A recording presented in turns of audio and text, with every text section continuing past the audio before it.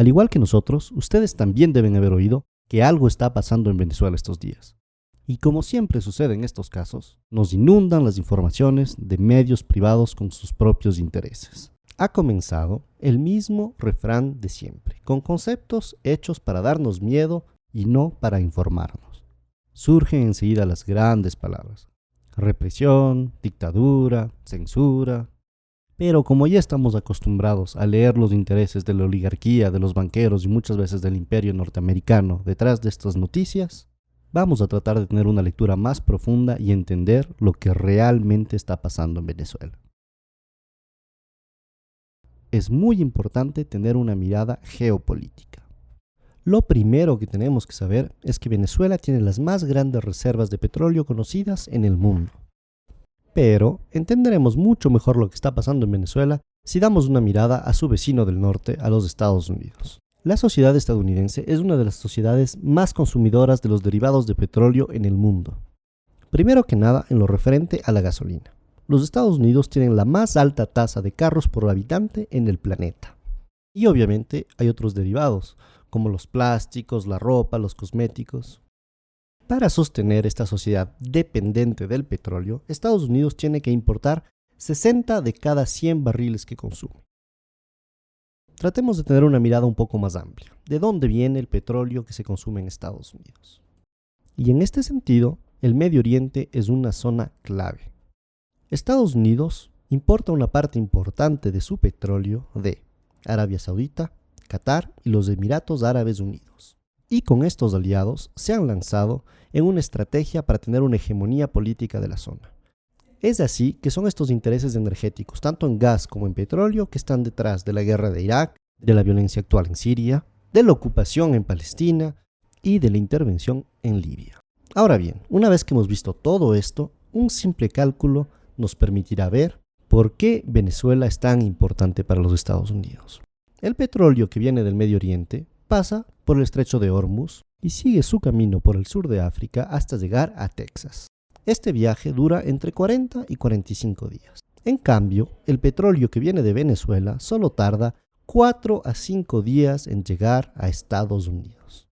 Al comparar el costo que significa traer el petróleo del Medio Oriente y no de Venezuela, podemos entender muy claramente cuáles son los intereses norteamericanos en este asunto. Ahora bien, es muy importante que entendamos cómo estos intereses determinaron la historia de Venezuela. Durante más de 40 años, esta estuvo determinada por lo que se llamaba el Pacto de Punto Fijo.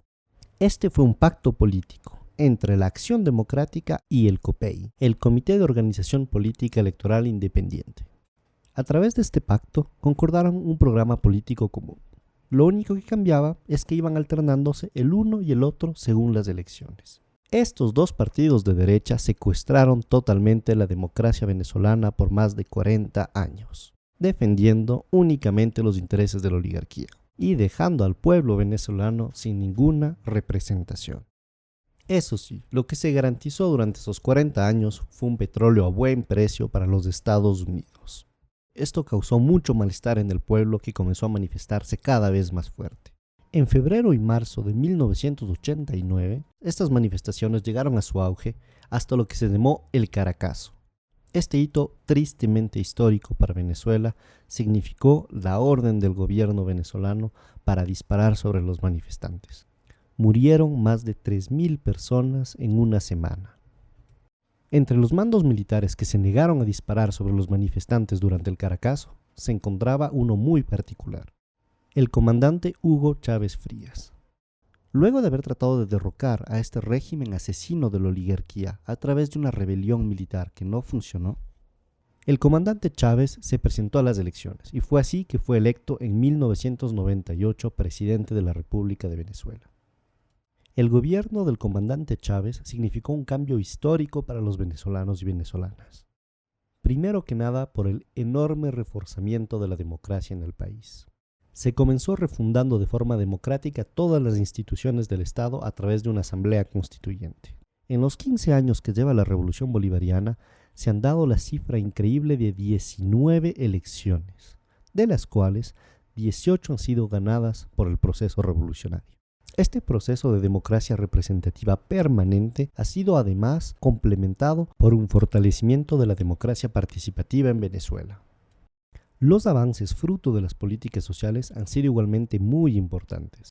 La pobreza pasó de 54,2% en 1995 a 23,9% en el 2012. La mortalidad infantil disminuyó de 50%. La salud y la seguridad social suman actualmente el 21% del presupuesto del Estado venezolano. Las matrículas universitarias pasaron de 800.000 a 2.600.000 actualmente. Y Venezuela cuenta con 75 universidades públicas. Ya se ha erradicado el analfabetismo en todo el país. Obviamente, el imperio norteamericano, viendo que por primera vez en la historia un gobierno venezolano se ocupaba mucho más de su pueblo que de los intereses norteamericanos, y que el nuevo proceso de unión soberano y emancipador de América Latina amenazaba su hegemonía política, no se quedó con los brazos cruzados. En el 2002 apoyó claramente un golpe de Estado en contra del gobierno democráticamente electo de Hugo Chávez. Al haber fallado este intento gracias a la movilización popular, fomentaron un sabotaje económico a través de un paro petrolero con el apoyo de la oligarquía. Sin embargo, este nuevo intento de desestabilización también fracasó. Es así que tenemos que entender que lo que está pasando en Venezuela es un nuevo proceso de desestabilización. Lo único que ha cambiado es que esta vez es una nueva estrategia, lo que llamamos el golpe suave. El primer paso es la guerra económica. Por más de que se han hecho ya muchos cambios en la economía venezolana, el país sigue dependiendo muchísimo de las importaciones para satisfacer sus necesidades básicas. Y la misma oligarquía que creó históricamente esta situación está tratando de aprovecharse ahora de ella. Por un lado, algunos de los industriales ligados con la oligarquía que quiere acabar con el proceso bolivariano están tratando de crear escasez de productos básicos para crear descontento popular. Y por el otro lado, algunos sectores importadores que también quieren acabar con este proceso están especulando con los dólares en vez de utilizarlos para importar productos de necesidades básicas para el país. Esto demuestra una vez más el cinismo de la oligarquía venezolana dispuesta a todo para volver al poder. Muy bien, ahora veamos el segundo y tal vez el más importante de los ejes del golpe suave. Este es el de la manipulación mediática. La oposición golpista venezolana tiene dos facetas.